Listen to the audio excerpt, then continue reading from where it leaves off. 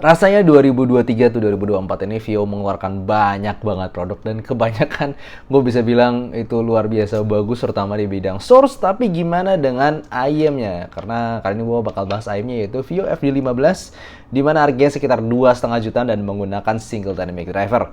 So langsung aja seperti biasa gue akan breakdown review ini mulai dari build, fit, frequency response, suara dan juga perbandingannya. By the way, thank you dulu untuk Intube Indonesia yang sudah memberikan sampel ini ke gue untuk di review. Nah, untuk teman-teman yang belum tahu mengenai Intube Indonesia, ini adalah distributor sekaligus toko offline dan juga online yang mendatangkan berbagai barang ke Indonesia, brand-brand secara resmi.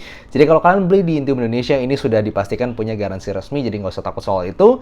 Dan kalau misalnya kalian mau lihat aja ada beberapa brand yang mereka masukkan ke Indonesia seperti Hi-Fi Man, Vivo, dan juga Moondrop, serta berbagai brand-brand menarik lainnya. Kalian bisa langsung aja cek untuk link di Tokopedia di bawah. Kalian bisa lihat sendiri katalognya dan gue juga kasih Google Map-nya untuk toko offline-nya. Barangkali kalian mau datang sendiri untuk coba-coba barangnya. Sebelum ngomong IM-nya, gue appreciate sama case-nya. Ini nggak tahu apakah bisa disebut case apa bukan ya. Kayak bahan akrilik begini dan dia dibikin seperti kayak Lego. Jadi kalau misalnya punya banyak, ini gue rasa lihat ya, ini bagian coloknya, ini bagian masukinnya. Jadi kayaknya bisa ditumpuk-tumpuk banyak gitu. Lalu dibikin kayak dibikin kayak drawer gitu. Jadi gue berharap semoga ya Vivo mengeluarkan produk ini dengan harga murah. Jadi gue sendiri mungkin tertarik untuk ditumpuk-tumpuk banyak gitu. Kan jadi kayak modular ya. Menarik banget sih. Dan di dalamnya kalian juga dapetin banyak JA11 nggak di sini.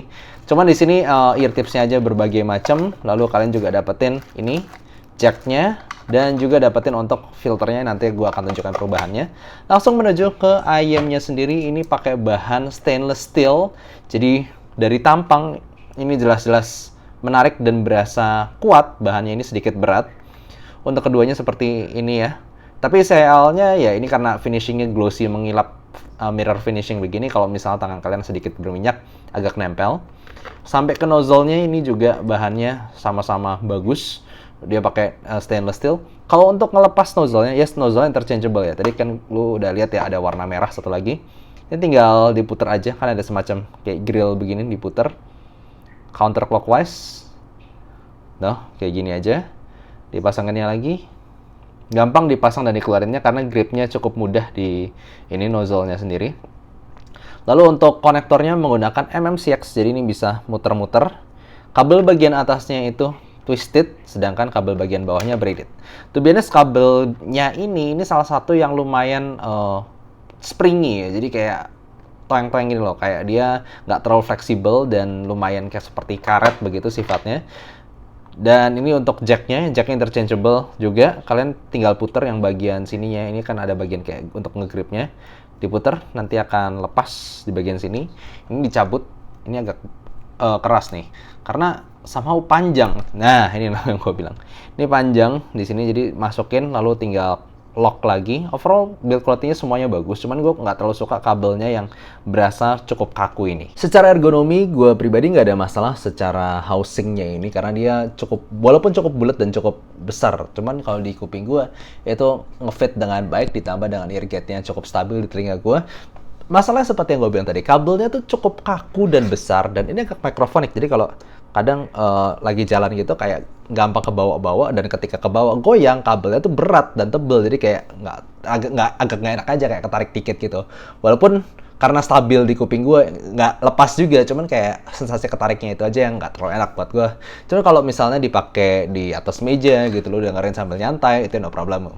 Secara tonal and frequency response IM ini agak unik nih, karena dia kalau misalnya by frequency response itu agak flat, in a real flat ya, bukannya neutral dengan ear gain, karena ear gainnya juga cukup mendelap gitu. Jadi ya, gue bisa kategorikan cukup neutral warm, maybe. Cuman masalahnya dibilang neutral warm banget juga enggak, karena ada peak di area mid to upper treble yang terasa di sini. Jadi beberapa nada itu semuanya kalem nih, bassnya kalem, agak tebel aja berbody gitu, vokalnya juga kalem, sekali lagi agak tebel. Tapi tiba-tiba treble-nya tuh ada kesan cering tiba-tibanya itu. Cuman nggak nyakitin sih, cuma ada ya extra treble sedikit di situ.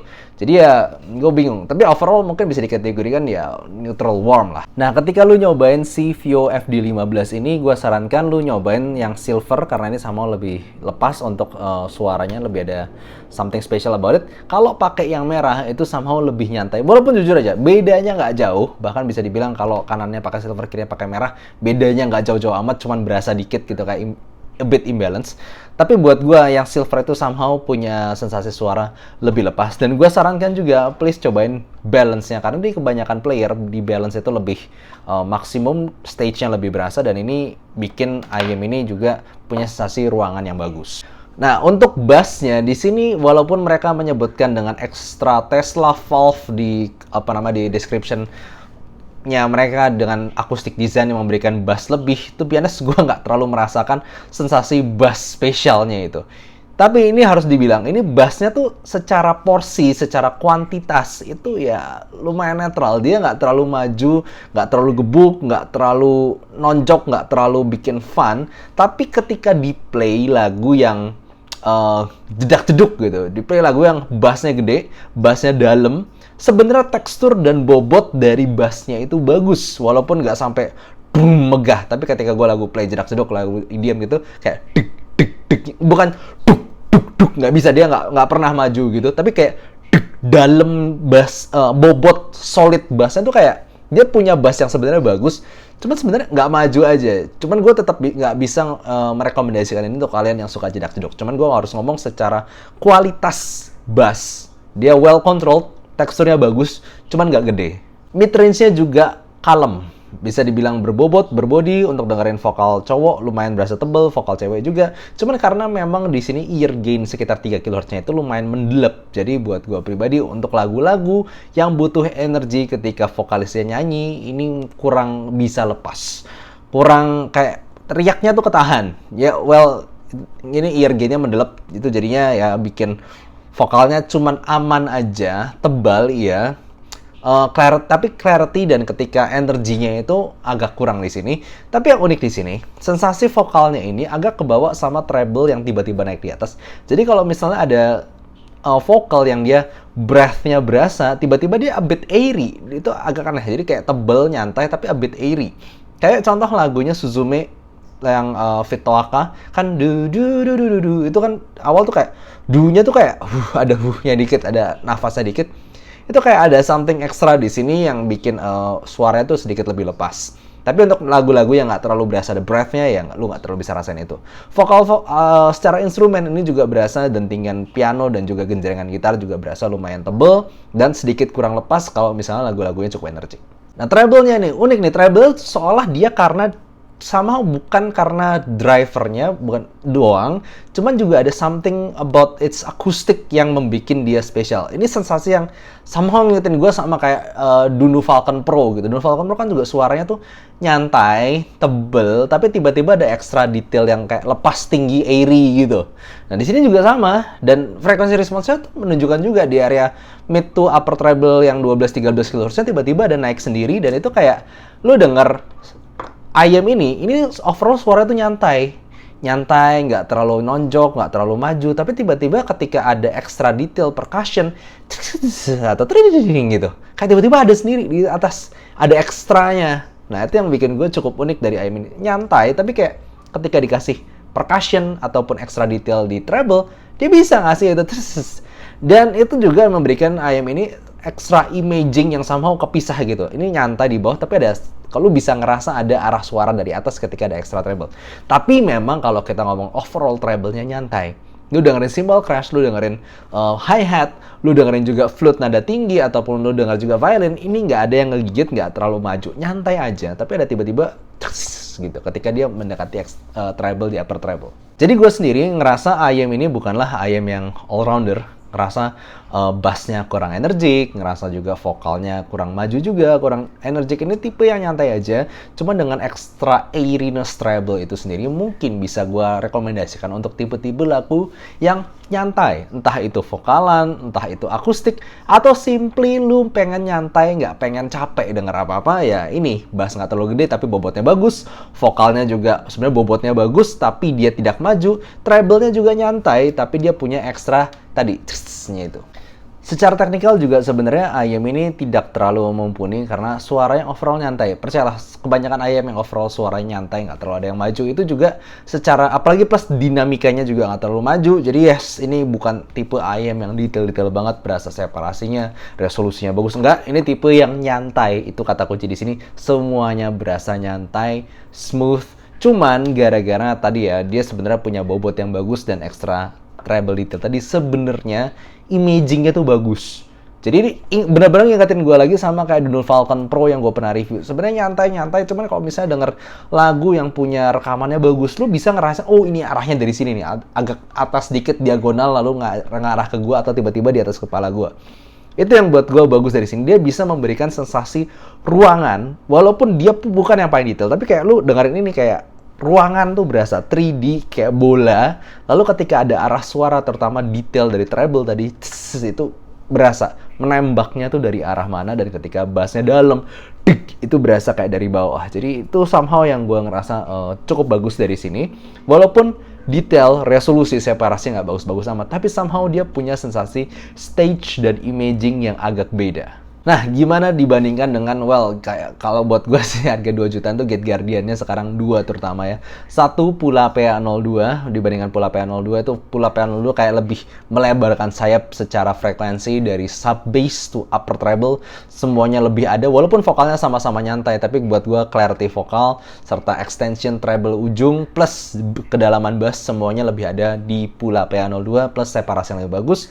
Tapi memang si Vio FD15 ini, ketika lagunya itu yang tadi gue bilang bagus dan punya rekaman yang jernih juga, sama dia lebih memberikan sensasi ruangan tadi. Pula PA02 ya just like IEM, seperti pada umumnya.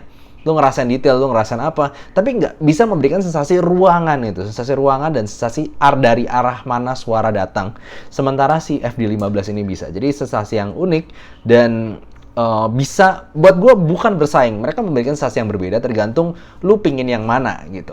Nah, kalau ngelawan SIM God Super Mix 4, ya gampangnya gue masih ngerasa SIM God Super Mix 4 itu lebih all-rounder dengan bass lebih kebuk, vokal lebih maju walaupun lebih tipis, dan treble yang juga lebih smooth, tapi extensionnya lebih berasa linear, separasi lebih bagus, resolusi bagus. Jadi kalau on paper, on frekuensi yang lu lihat, SIM God Super Mix 4 easily more recommended buat siapa aja.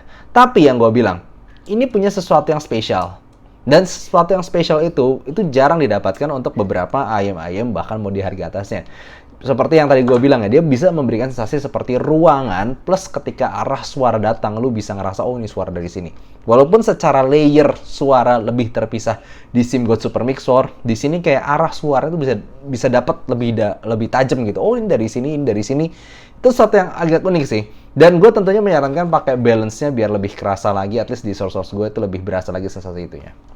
Jadi Vio FD15 ini bukanlah IEM yang tipe, oh langsung aja beli, langsung aja ini paling recommended di harganya. Enggak, gue nggak bisa ngomong gitu karena dia masih punya suara yang lumayan unik. Dia agak nyantai tapi punya sensasi ruangan. Jadi gue masukkan kategori ini ke dalam IEM must try. Ketika lu bisa nyoba, ada teman lu punya, atau misalnya lu datang ke toko, ada FD15 ini, cobain lah. Karena dia memberikan suatu sensasi yang spesial. Sekali lagi, tergantung lagunya. Kalau lagunya, rekamannya nggak terlalu bagus, sebenarnya nggak bisa kasih sensasi spesial tadi. Kalau rekamannya bagus, lalu imaging di lagunya sendiri, masteringnya juga bagus, ya bisa. Dan itu sesuatu yang berbeda. Plus, gunakanlah balance-nya ini untuk tambahin lagi sensasi spesialnya tadi. Jadi gitu aja. IEM ini salah satu IEM yang gue nggak nyangka. Pertama kali gue denger kayak underwhelming gitu. Suaranya nyantai gini, apa asiknya. Lu gue play lagu yang bersih, yang jernih gitu, yang ada detail treble gitu, tiba-tiba loh kok bisa begini, padahal nyantai. Lalu ruangannya berasa, gue ganti Super Mix 4, gue ganti Pula PA02, itu nggak bisa ngasih sensasi ruangan dan juga arah suaranya itu. So yes, this is something special, tapi bukan sesuatu yang all-rounder banget.